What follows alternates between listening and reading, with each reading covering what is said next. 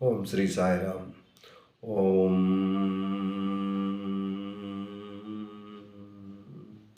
సాయీశ్వరాయ విద్మహే సత్యదేవాయ ధీమహి తన్నో సర్వ ప్రచోదయాత్. గురు బ్రహ్మ గురు విష్ణు గురుర్దేవో మహేశ్వరః. గురు సాక్షాత్ పరబ్రహ్మ తస్మై శ్రీ గురువే నమః.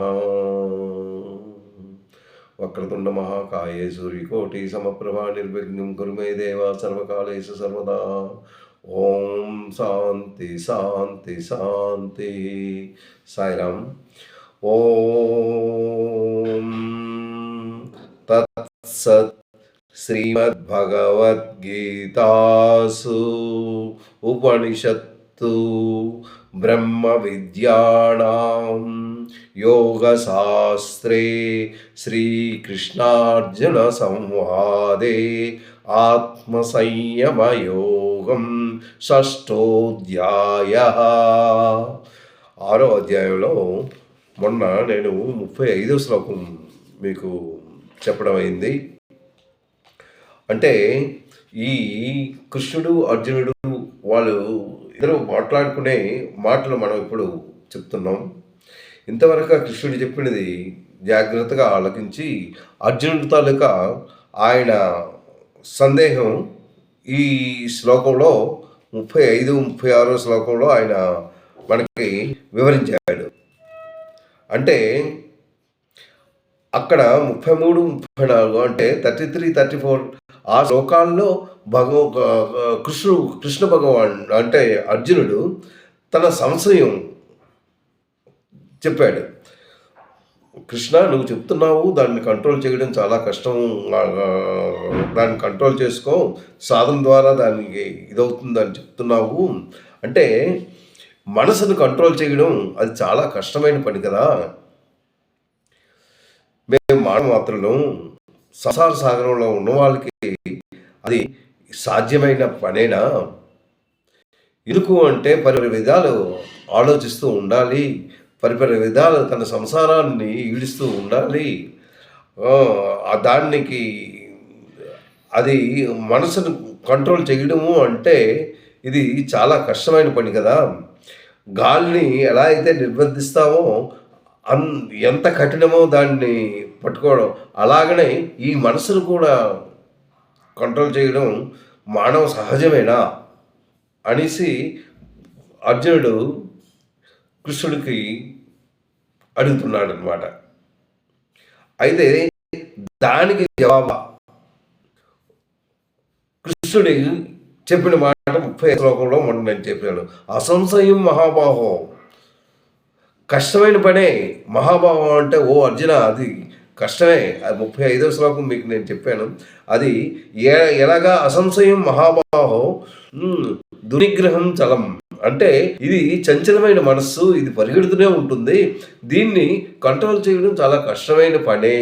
కానీ అది ఎలా అవుతుంది అంటే అభ్యాసం వైరాగ్యం ద్వారా దాన్ని మనం కంట్రోల్ చేసుకోవచ్చు.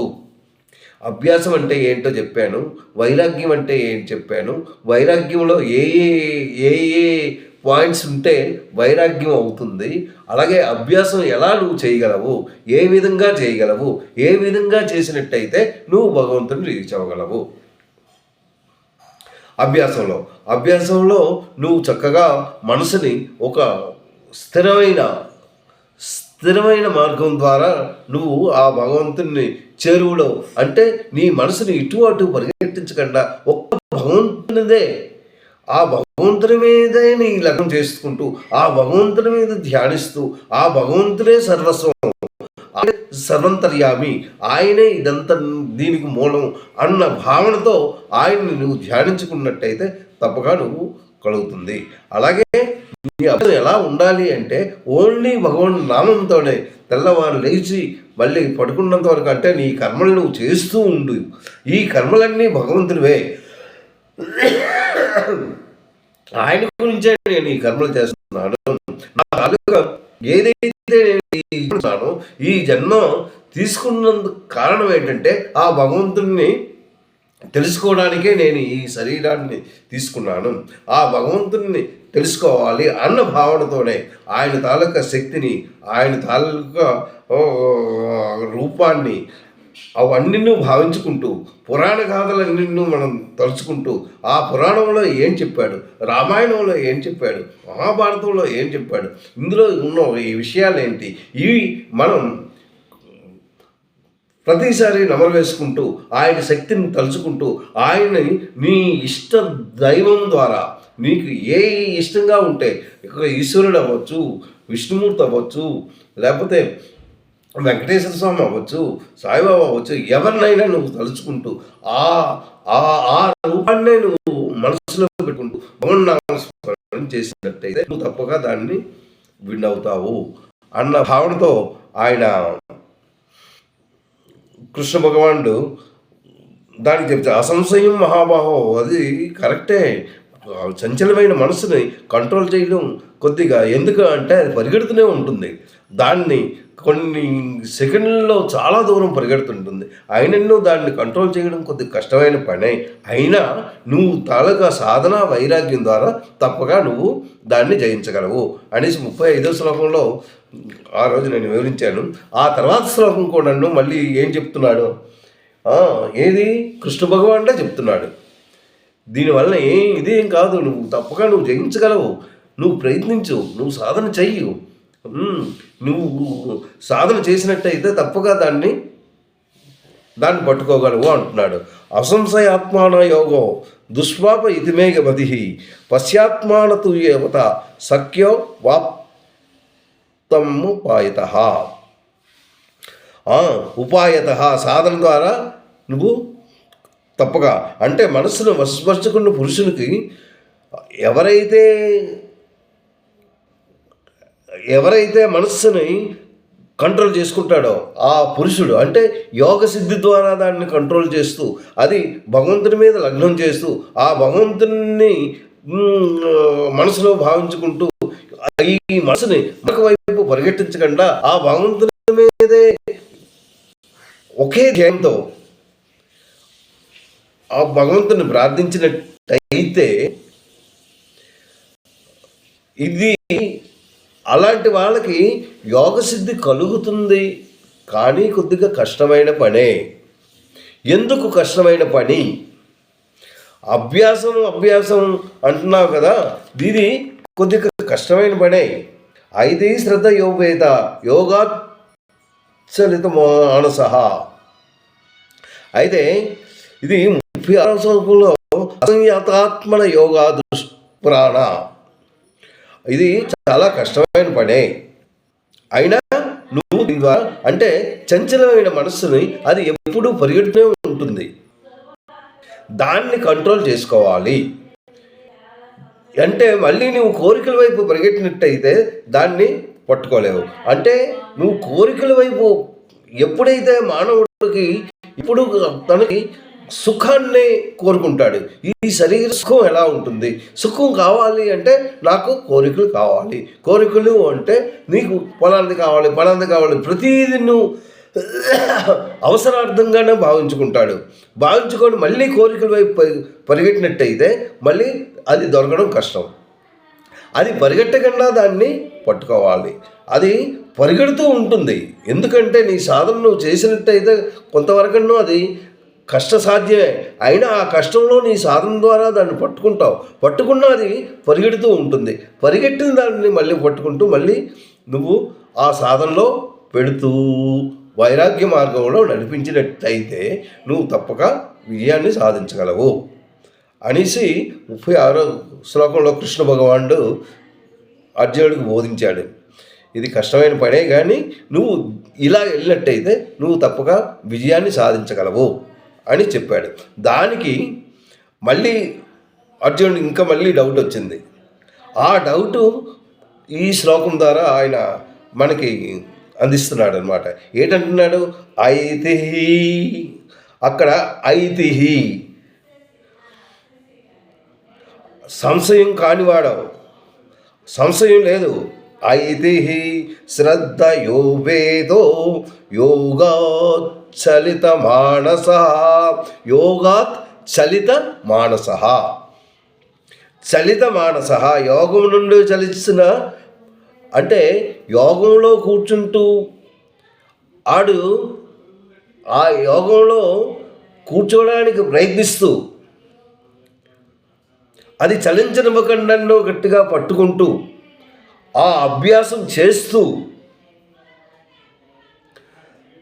తన మైండ్ని ఇటు అటు పరిగెట్టకుండా ఒక్క భగవంతుని మీదే లగ్నమైనట్టు తన తన ప్రయత్నం అంతలో చేస్తూ ఉన్నప్పుడు అయితే శ్రద్ధతో చాలా శ్రద్ధ దాని మీద చూపిస్తూ ఆ లక్ష్యం మీద, అంటే భగవంతుని మీద, అంటే భగవంతుల లక్ష్యం అంటే ఆ భగవంతుని చూడడానికి, ఆ భగవంతుని చేరుకోవడానికి తన అతి కష్టంగాను తన ప్రయత్నాల ద్వారా తను చేస్తున్నప్పుడు శ్రద్ధ యోగేద యోగాచలిత యోగా అత్ చలిత మానస, చలితమైన మనసుని కంట్రోల్ చేస్తూ దాని వైపు భగవంతుని మీద చేసుకున్నట్టయితే అప్రాప్య యోగ సంసిద్ధం కృష్ణ గచ్చతి.